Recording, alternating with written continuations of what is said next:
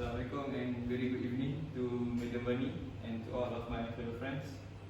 So today we are going to present our drama analysis on Alice's Adventures in Wonderland. So here's our teammate, me, Abi Haidar, and Nur Hamzan, and also Nur Ahmad Fahani. First, I would like to tell you the summary of Alice in Wonderland. Alice in Wonderland is by Lewis Carroll, follows a young girl named Alice who falls down a rabbit hole after she followed a white rabbit. And then when she fell into the hole, she enters a place called Wonderland. Inside the Wonderland, there's a lot of weird creatures such as the white rabbit, the Cheshire cat, and also Mad Hatter. While she explores the Wonderland, she also gained her confidence and also found her true self while exploring the Wonderland. And then suddenly, one day, she wakes up from her sleep and realizes that it was all only a dream. Okay, I would like to introduce the four main characters in this Alice in Wonderland drama. The first one is Alice. Alice is the main character, a young girl who is very curious and loves to explore. Her adventure starts when she follows the white rabbit down a hole and enters the strange world of Wonderland.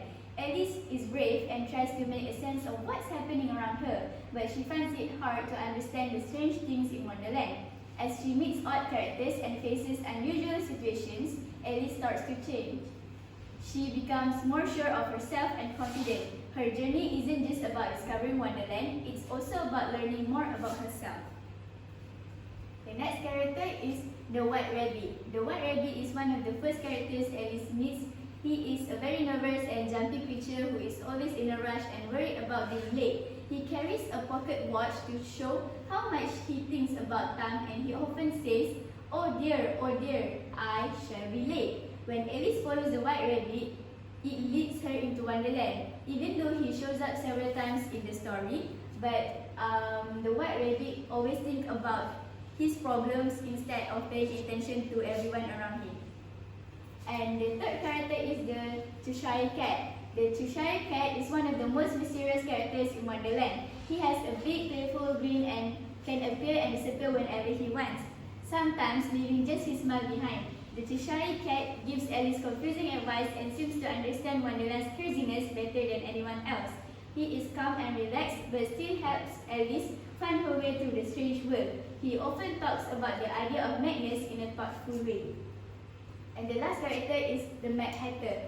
The Mad Hatter is a funny and strange character who throws a tea party that never seems to end. He talks in riddles and silly phrases, and his behavior is just as odd as how he looks. The saying "mad as a hatter" comes from how hat makers used to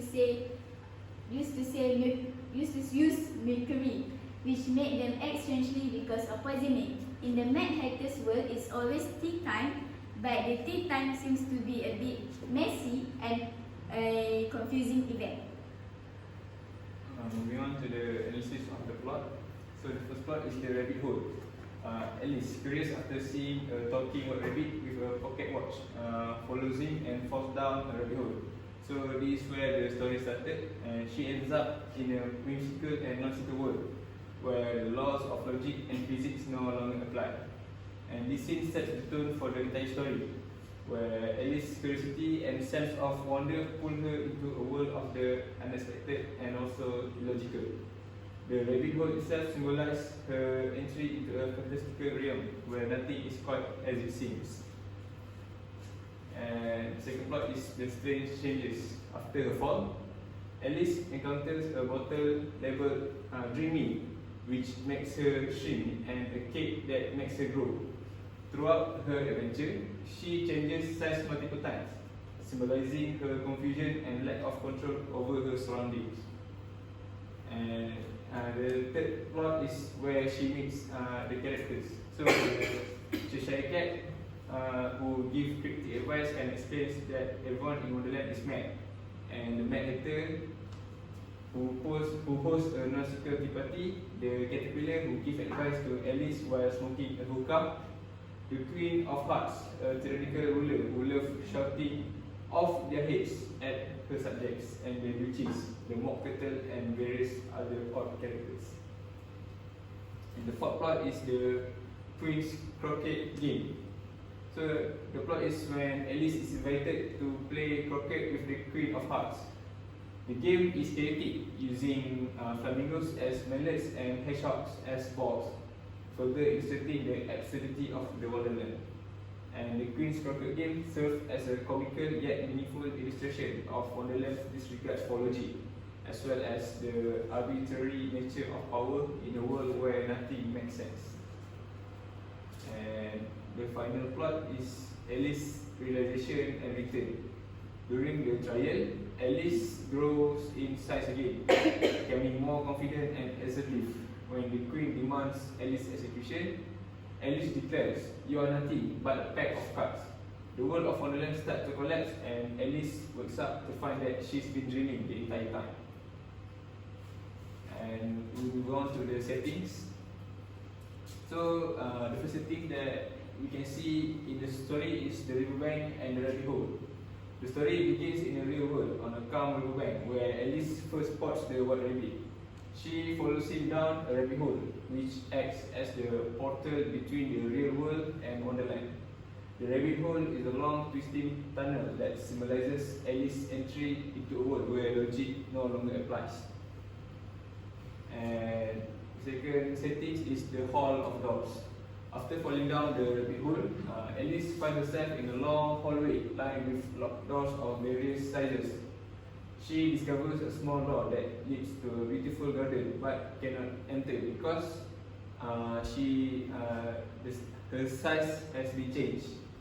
This setting represents Alice's initial frustration with trying to navigate the strange rules of Wonderland, as she must drink from a bottle labeled "Drain Me" and eat a cake to shrink and grow accordingly. And the third setting is the Pool of Tears. After she growing too large, Alice cries a pool of tears when she later shrinks into and nearly drowns in. This symbolizes the emotional confusion and also overwhelm Alice feels as she deals with the changes in Wonderland. Other creatures such as mouse and birds swim in the pool before setting the tone for the bizarre animal encounters to come. The fourth one is the Mad Hatter's Tea Party, which is the quite famous settings in the story. One of the most iconic settings, the tea party takes place in the garden where Mad Hatter, Mudge Hair, and Dormouse are stuck in an endless loop of nonsensical conversations. The scene reflects the disordered nature of the Wonderland, where time seems to stand still and reason is constantly undermined. And the fifth setting is the courtroom. So near the end of the story, Alice attends a trial in a courtroom where the Knave of Hearts is accused of stealing the Queen's tarts. The trial is a mockery of justice, filled with absurd evidence and nonsensical procedures. The courtroom setting serves as a final confrontation between Alice and the madness of the Wonderland. So this is the climax settings of the story. To keep the ball rolling, I will explain the analysis of the diction. So the first diction that I can find in the story is playful and inventive language. Carol's use of playful, often invented words give Wonderland its musical charm. He coined new terms and phrases, many of which have since become part of everyday language. For example, like portmanteau words. Carol famously combined words to create new ones, such as in the poem of Jabberwocky, found through the Looking Glass, such as the word slitty, a blend of lit and slimy, and mimsy, a blend of miserable and flimsy. The invented language creates a sense of fun, but also highlights the nonsensical, dreamlike nature of Wonderland, where meaning can be fluid and change rapidly. Second one is contradictory language. Carol often uses contradictory statements to highlight the absurdity of the Wonderland. Characters like the Mad Hatter and the Queen of Hearts speak in a way that contradicts their action or the logic of the situations, reinforcing the unpredictable nature of the world. For instance, during the famous trial scene, the king says, "If there's no meaning in it, let's save a world of trouble." you know, as we needn't try to find any. This captures the upside down logic of Wonderland, where meaning is not always relevant or necessary. The final one, I think the final one, puns and wordplay. Carol often uses contradictory statements to highlight the absurdity of Wonderland characters like the Mad Hatter and the Queen of Hearts. Speak in a way that contradicts the action or the logic of the situation, reinforcing the unpredictable nature of the world. For instance, during the trial scene, the king says, if there's no money in it, that saves a world of trouble. This captures the upside down logic also of Wonderland. Formal and polite speech. I think this is the last one. This is the real last. Many of the characters in Wonderland, particularly Alice, speaks in a formal, almost in a Victorian tone. So, which is the time setting in the story is in Victoria age, even in ridiculous or absurd situations. They heightens the contrast between their polite manners and the chaos of the world around them. For example, Alice often says phrases like "please, ma'am" or "I beg your pardon," even when speaking to odd characters like the Queen of Hearts or the Mad Hatter. This formality gives the dialogue a humorous edge, as the characters' language does not match their strange behaviors or surroundings. Okay, so moving on to the themes. So the first theme is identity and self-discovery.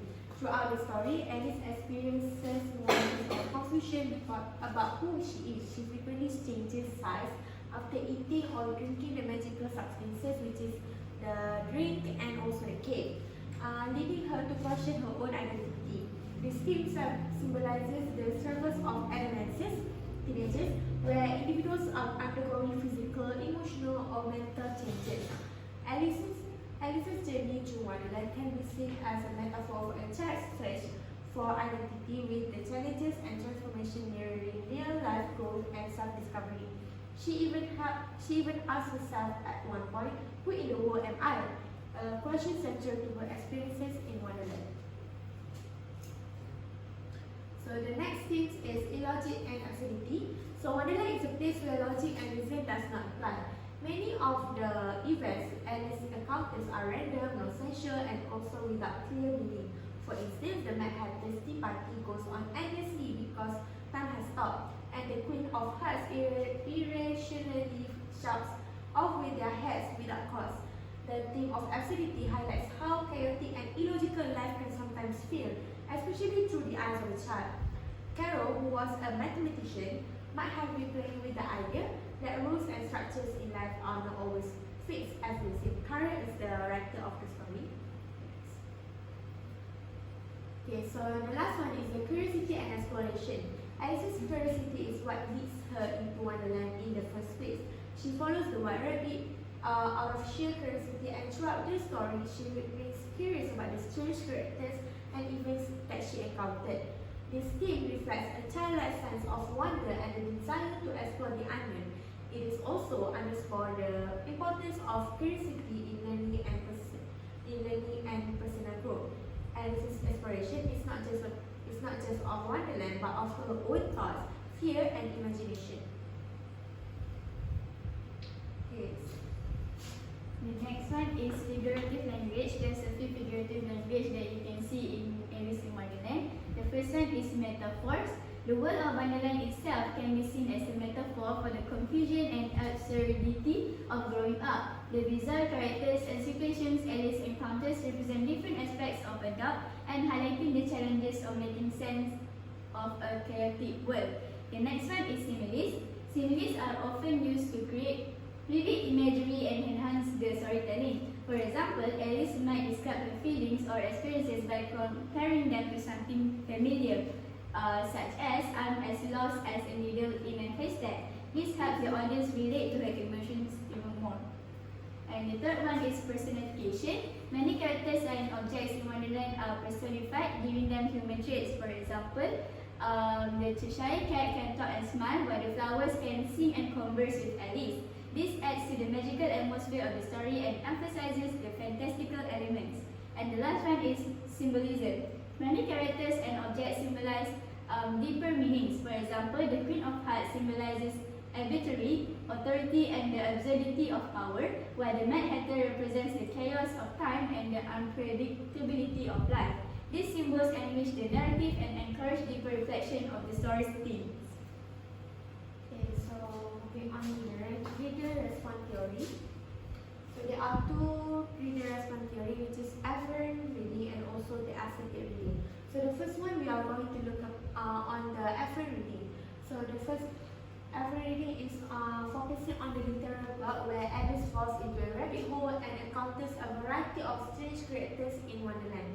The second one is identifying the factual elements include character names such as Alice, the Cheshire Cat, and the Queen of Hearts, and the key events like the Mad Hatter's Tea Party and the trial in the Queen's Court.